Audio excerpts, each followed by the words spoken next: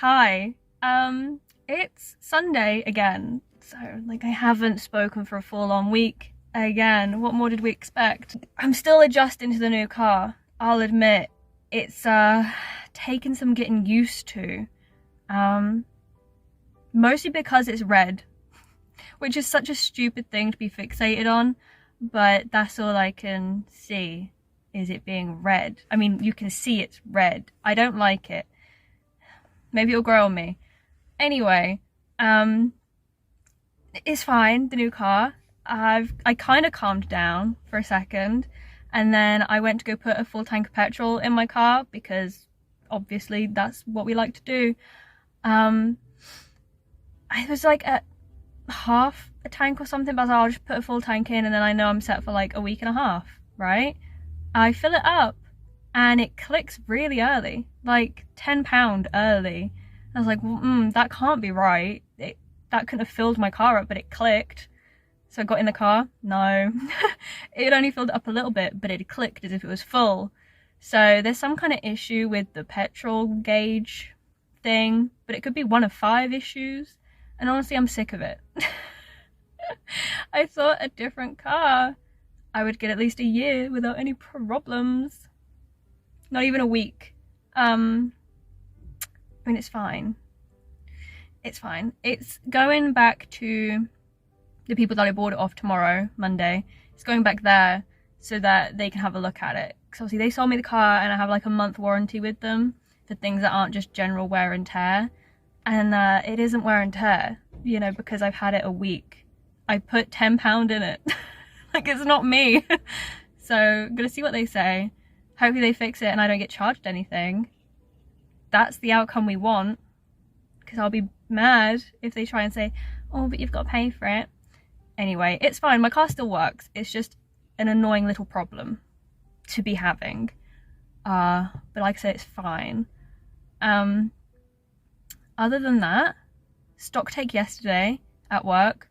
If you don't know what stock take is, it's basically going along the entire store and counting every single item that you have, entering that number in, and then checking it again just to make sure that it's correct. So the store has an idea of what it has, because things get stolen or they get lost and shit like that. So did stock take yesterday.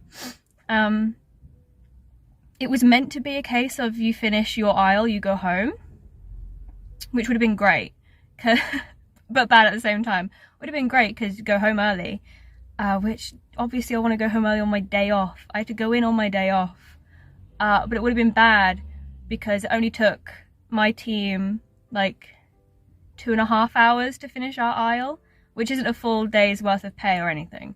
It's like half a day's. So we kind of didn't want to finish early, and luckily our manager was like, do you want to do a couple extra jobs? So we caved and we did a couple extra jobs. So I was there for like 5+ hours, which again, it's fine. More money, which clearly I need with the shitbox cars I get, you know? But it's fine. I think I'm one of the weird people that enjoy stock take. Says something about me mentally, that I enjoy sitting there and counting bunches of things for hours on end and checking paperwork. But I do. I really enjoy stock take so much. I don't like the fact I have to do it on my day off, but I do enjoy it. So it was fun. It would have been funner if I could listen to an audiobook, but you can't do that because of mistakes and stuff. It's fine. Other than that, I look very crusty right now because I've been trying new skincare bits and they have been killing my skin. I don't have very sensitive skin as a rule. As a rule, it's quite hardy, quite okay. But these new products, they have been just like kind of having a go at my skin. It is a retinol though, so I'm kind of allowing it. It makes sense. It's just annoying. Like, you can see loads of weird little bits of redness and stuff. And like my eyes as well, they hurt so bad. Well, they don't hurt, but they're incredibly dry right now. So they're better than they were. The other day, this one kind of swelled up a little bit because of how dry it was. So that was fun. I'm hoping that in a couple more days, it'll level itself out, because it did this before when I was using retinol. I just stopped using it for ages, like a tit. So, but back to square one again. Also, I have eczema, so I'm factoring in that it's probably flaring eczema up, right? Because that would make sense. But that's why I look so crusty right now, and nothing can help this situation. If I put makeup on top of this, no, it's gross, it's foul, that just like clumps off and it looks hideous. So there's no saving it, but also I don't care enough to want to save it. I'm past the point. Yes. What else? I'm currently sat at work again. The only thing I do, because I'm working 6 days in a row this time. So that's fab and totally doesn't make me want to off myself. But I'm at work. It's fine. Probably going to be bored to tears because there isn't going to be much to do. But I can listen to an audiobook. So, swings and roundabouts. I'm still listening to Belladonna by, I think it's Adalyn Grace, isn't it? But still Belladonna. I'm like 2 hours in, 3 hours maybe, at the part where she has seen her cousin, like the female cousin that's on death's door, and she's seen the dead ghost wife lady of the husband. Did that make any sense? So I'm not very far in. She's just got to like her new place of living, basically, and has like seen the parties and the stuff like that. Yeah, so I don't know what's gonna happen, although I'm kind of confused with it because I thought the book was gonna be like a little romance between her and Death. I don't know if that is what's gonna happen at some point. That's what happened like kind of right at the beginning, especially when you heard it from his like Death's point of view, where it's all like Death looked wounded and like upset, and his shadows were like trying to comfort her and stuff like that, and weird stuff. But I thought it was gonna be a romance between those two, because obviously she can see Death and interact with Death. Death isn't used to that because Death is Death. How many times can I say Death? But I haven't got that. But again, maybe it'll happen. Also, maybe I've read just too many smut books. And that's what my brain expects. I don't know. Speaking of smut though, because I can't help myself, I'm reading this. You can't see the title. The Nymph King. It looks bad. I know, trust me. Half naked girl on the cover, it's gonna look bad. I'm like yay in. How many pages is that? 150 pages. By Gena Showalter. It's very tiny. Look how small this is. I'm not used to this size paperback. It's weird to open and read, especially when I don't like cracking spines. But it's fine. It's just weird. It's cool though. There's nothing much to say about it because it is very much just. I mean, if you've read any Gena Showalter or Crescent or just smut books, there's basically never any plot to them, other than happy ending, most of the time fated mates, which this one is fated mates kind of, and lots of sex and stuff, and romance. Maybe there's like one altercation in the middle, you know? But this book, it's great, okay? It's not great, but it's also like great, if that made any sense. Like I said, I'm like 150 pages in, and it's dual POV. Love multiple POVs, me. And it's flipped between Valerian, who's the Nymph King, and Shay, who's the human who he kidnapped to Atlantis through like a little portal, because they, like, Valerian and his soldiers, because he's obviously a king, him and his soldiers, they went to the surface world, i.e. the human realm, right, to go and kidnap some women. We don't condone kidnapping, but also I don't care about it. So they went to and kidnapped some women. Bear in mind, the women are willing, by all intents and purposes, by like 2 of them, because the nymphs, I don't want to say secrete, but they kind of secrete a gross pheromone type thing that makes women horny and mad and really want them. So they're like willing, but also kind of not. It's a thing. But yeah, him and his men kidnap these women. Shay is not a willing one. She's resisting him at all costs.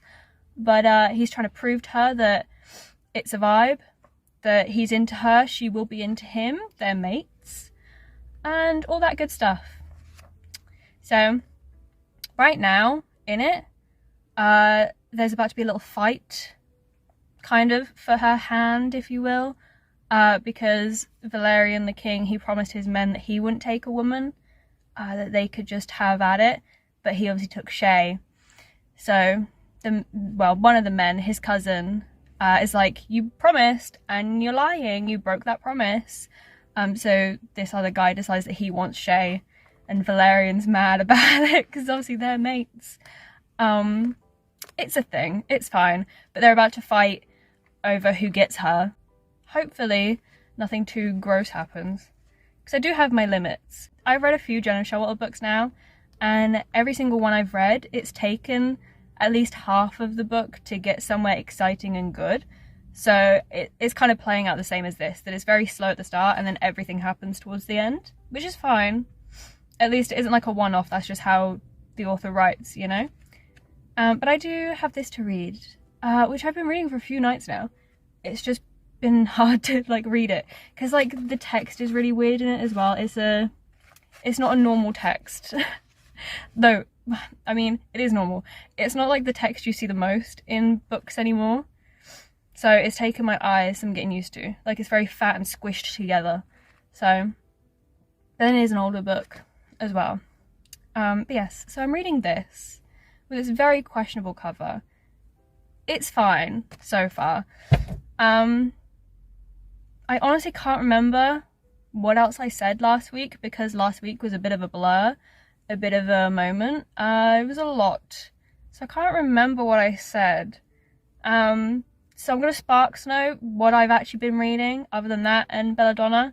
I gave up on the cat and mouse duet. I can't remember if I said that or not, but I have. I gave up on it.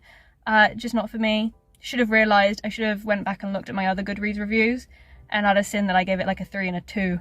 So it wasn't for me. I had paperback copies of the books, but I sold them, got rid of them. I was like, I don't need them, I'm not going to read them. I thought they were bad, so they're gone. I finished Powerless by Elsie Silver, the purple one. I'm pretty sure I said about that one, it was good, it was a hoot. Can't wait to read the rest of the ones in the series, because it was so good. It was almost everything I like in a romance. And better yet, they're like a rugged, strong men. Can't help myself, I'm just a woman. The other book I read was Promises We Meant to Keep by Monica Murphy. That one was okay. It wasn't great, it was just okay. I read A Million Kisses in Your Lifetime by the same author. Really enjoyed that one. But this one was just a bit slower, a bit shitter. Wasn't quite for me. But I think that's because the main characters were both problematic and I did not like them. And I don't know why they kept going back to each other, because it didn't make sense. They weren't good for each other until they'd sorted all their shit out emotionally and individually. So, but I read it. It was fine. It was okay. I did give it 4 stars in the end. But like I said, I do really need to go now to work, which is hideous, but needs must and all that, I guess, right?